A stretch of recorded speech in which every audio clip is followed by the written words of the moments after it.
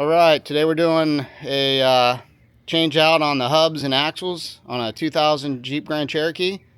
I think these are good through 99 through 04 models. Should all be the same, but we'll get tore into this thing and get it changed out.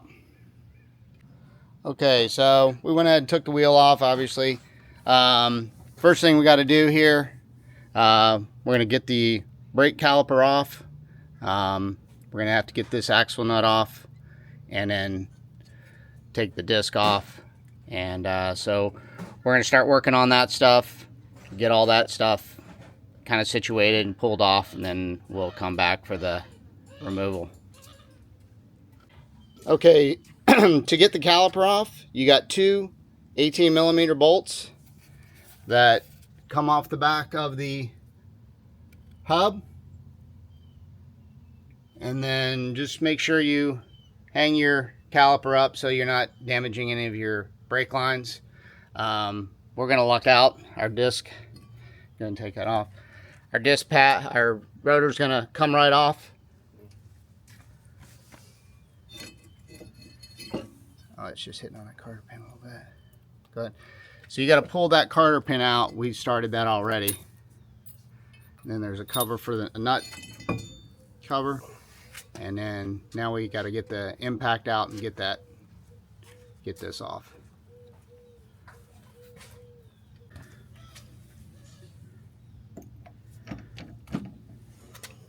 You good? Yep, see if it spins. Alright, nice and easy. Why did it get hard all of a sudden?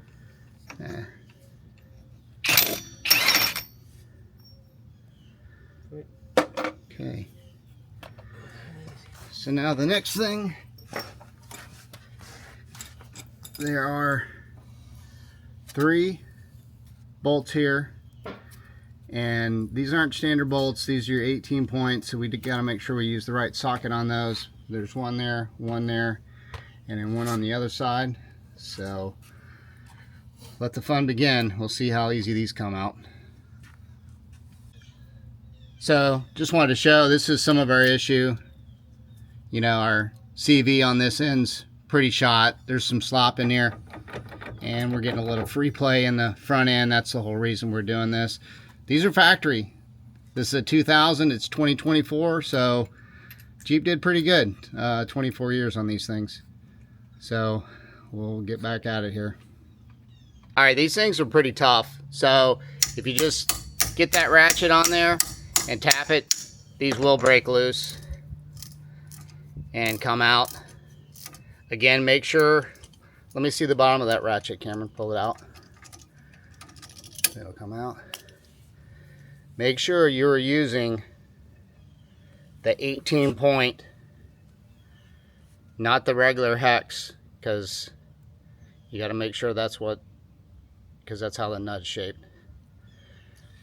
We'll get this on off and see how the hub pulls out.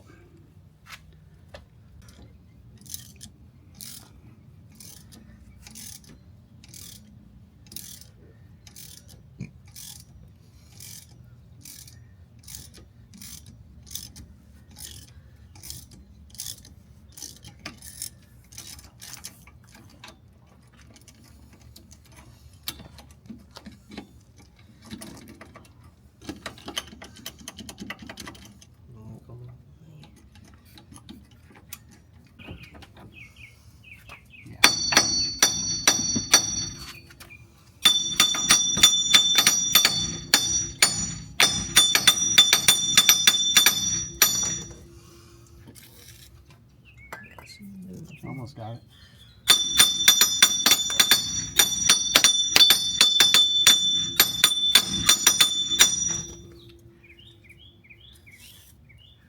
Is it? Yeah, get it right there.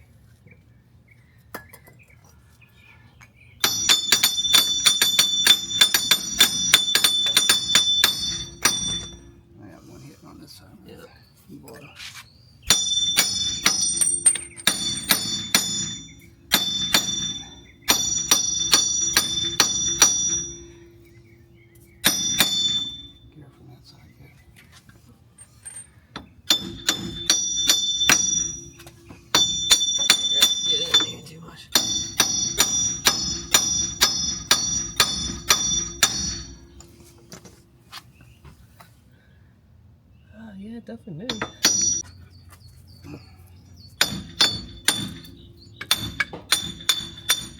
Right. And off we go. We're not too worried about doing too much damage to this because we're replacing these. So we're in here, might as well put a new hub.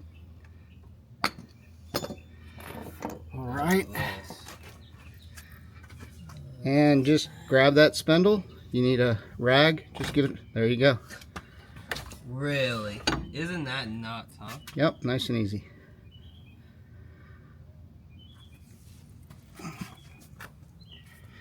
All right. So there it is. We're gonna get this, some of this rust and stuff cleaned up off of this. Get it ready for the new stuff to go back in. We'll come back and film that. Okay, so we got it all sanded up and cleaned up a little bit, so then the new hub will go back in there nice and smooth. Not have to beat the heck out of it like we did the other one. So let's go ahead and stick the new axle in.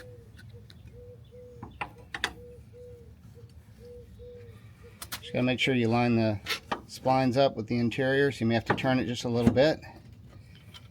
And we're in it, engaged. Feels good. Feels good. All right.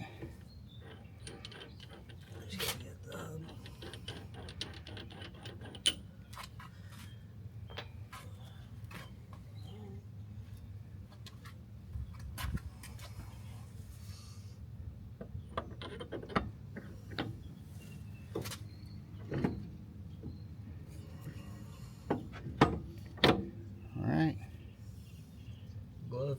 We're just going to install those. We'll wait till we get those 3 bolts tightened up, and then we'll torque that axle nut.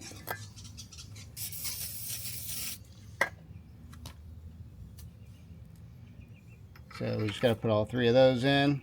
We'll be right back. Okay, so we got the 3 bolts on the hub. They're all tightened down. We're going to do the axle nut. Make sure you put, there's 1 large washer. Make sure you put it on there first. Then your axle nut, which the factory one, no, does that still have a, yeah, okay, that's the cover that has the crown.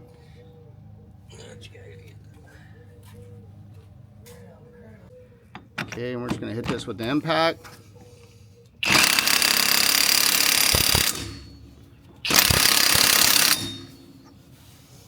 Pretty good.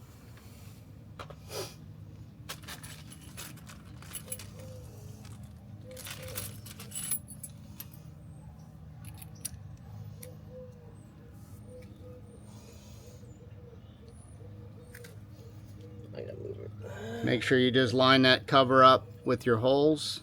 It's not really lining up though. Yeah. And then run that cotter pin back through it. Alright, so we got the cover on it, lined it up with the holes, and new cotter pin bent over. And now we're just gonna put the brake caliper back on and start our tire install. Okay, so discs back on, calipers back on. Again, there's only 2 bolts to hold the caliper on. We didn't have to recompress the pads or anything. It all worked fine. And just put the tire back on, move to the other side. There are 2 different axle links. You can't screw them up. One's a lot longer than the other. The passenger side's about 2 feet or 1.5 feet longer, it seems like. But yeah, we're just going to do this again and on the other side, and hopefully it goes as well. I'll lay out what tools we used and put it at the front of the video so you can tell what you need. And we'll see if there's any surprises on the other side. If not, you got it down. Okay, so here we are on the driver's side. I'm sorry, the passenger side. Everything came out pretty good. This is the longer side. And I just wanted to see if I could show you this. But if you can see in there, there's a pretty good amount of sand in there. So when you slide the new axle in, if you don't clean that out, you're going to get all that on your splines and put it right into your front differential. So we're going to take a shop vac and clean that out in there before we reassemble that.